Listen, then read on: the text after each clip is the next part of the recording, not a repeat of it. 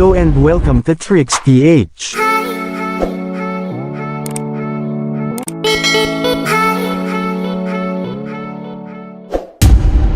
So kung bago ka lang, or ngayon ka palang napadaan, sa channel na ito ay nag-a-upload po ako ng mga tips and tutorials about Facebook, Messenger tricks, Android phone, cellphone tricks at marami pang iba. So kung palagi kang gumagamit ng cellphone, ay bagay po sa iyo ang channel na ito, at ngayon pa lang po ay na-appreciate ko na ang iyong suporta. So ngayon naman ay may ituturo akong tricks. Ito po yung tricks kung paano natin ma-private ang ating mga messenger app sa phone natin.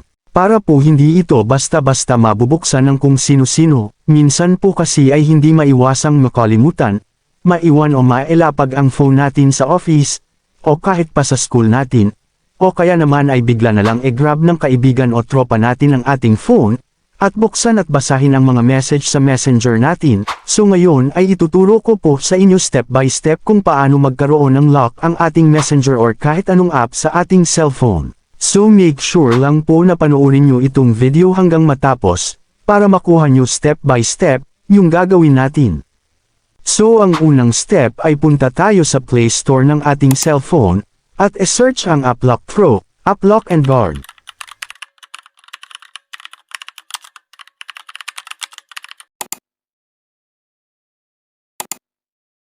So eto po yung isa-search natin sa Play Store, AppLock Pro AppLock and Guard.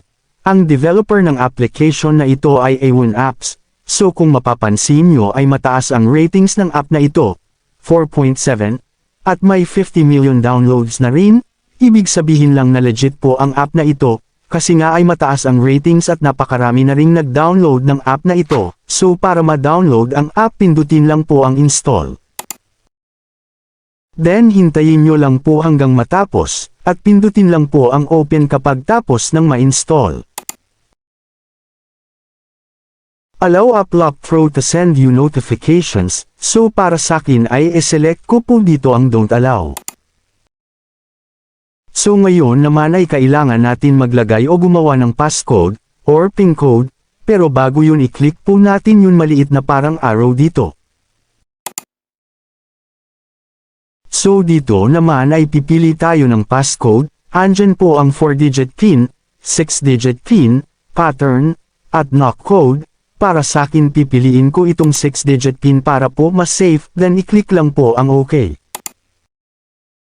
So mag-set na tayo ng 6 na numbers, ito na po yung magiging passcode natin every time na i-open natin yung AppLock Pro. So take note po, dapat ay tandaan natin ang ating 6-digit PIN passcode. So ang pipiliin kong numbers ay 1, 2, 3, 4, 5, 6. Sample lang naman po ito, so kapag nakapili na po kayo ng 6-digit PIN, ay pindutin lang po yung create sa ibaba. Take note lang po, huwag nyo po kakalimutan yung 6-digit PIN po ninyo. Verify passcode, so pindutin nyo lang po uli yung 6-digit PIN po ninyo, then i-click ang save sa ibaba.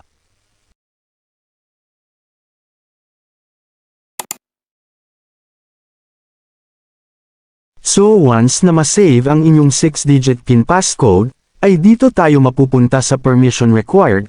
So unahin po natin itong shows over other apps, ang gagawin po natin ay i-click lang ang permit. And then meron lalabas na ganito, allow us to show lock screen, so ang gagawin po ay pindutin lang po ang OK. So dito ay hanapin naman natin yung application na AppLock Pro, then i-turn on nyo lang po ito. Ngayon ang sunod naman ay itong Detect Launched App, so pindutin natin ang permit. Then hanapin nyo lang po uli yung AppLock Pro, at i-turn on ito. And then lalabas po ito, Smart App Detector, pindutin lang po ang OK. So dito ay makikita natin lahat ng apps na naka-install sa cellphone natin, so dito naman sa lock, pag pinindot nyo po yan, ay makikita naman nyo yung mga apps na naka-lock, so search naman natin yung messenger dito, upang hindi na tayo mahirapang maghanap, type lang po ang messenger.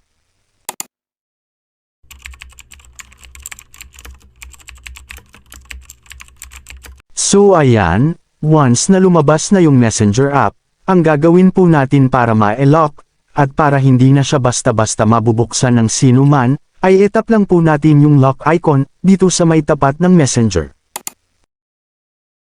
At para naman ma-confirm natin kung nakalock na nga ba ang ating Messenger, ay pindutin lang ang lock sa itaas.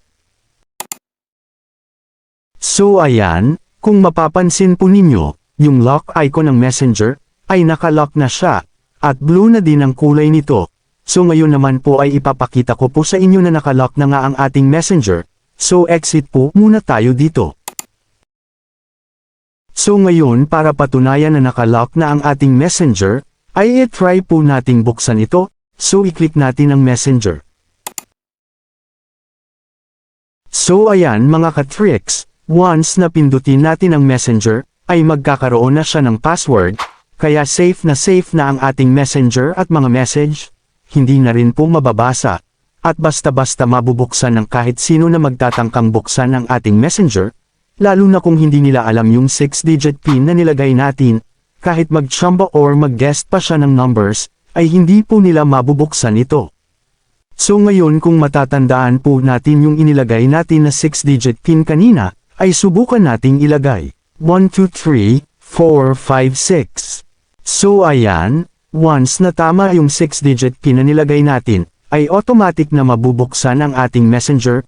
So ganyan po kalupit ng apps na ito, ilalock po talaga niya ang ating Messenger application, at hindi talaga siya basta-basta mabubuksan ng kung sino-sino. So paano naman kung gusto na nating alisin yung lock ng Messenger natin?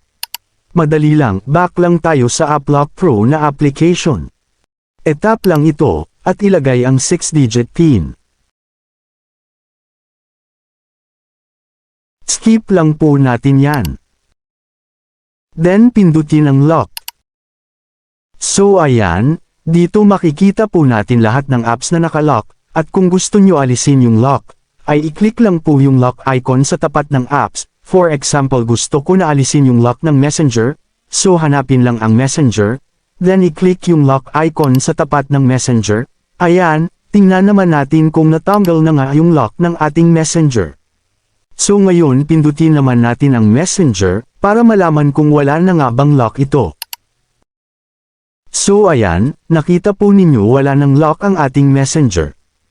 So ganyan po kalupit at kabangis ang app na ito, so bago po natin tapusin ang videong ito, ay nais ko po munang magpasalamat sa lahat ng nagtitiwala at walang sawang sumusuporta.